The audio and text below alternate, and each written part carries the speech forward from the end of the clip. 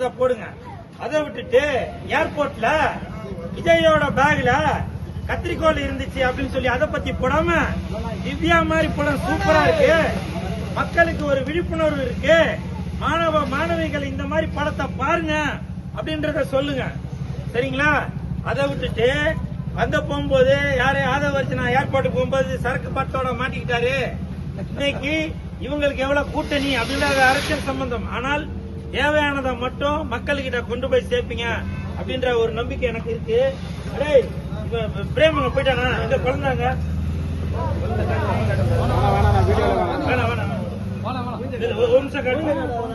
உண்மையை சொல்லிடுறாங்க, தடுக்காதீங்க. உண்மையை சொல்லிடுறாங்க.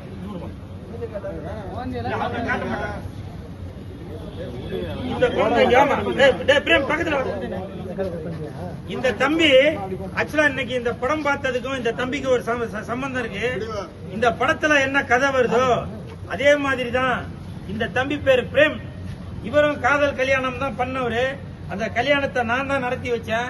இன்னைக்கு இந்த குடும்பம் எல்லாம் ஜாம்னு வாழ்ந்துட்டு இருக்காங்க. ஃபர்ஸ்ட் ஒரு பையன், ரெண்டாவது ஒரு பையன்.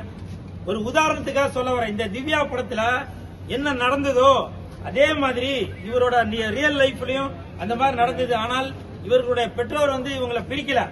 திவ்யா படத்துல வர மாதிரி இவங்களை பிரிச்சு வைக்கல. இவங்களை வாழ்த்தி சேர்த்து வச்சாங்க.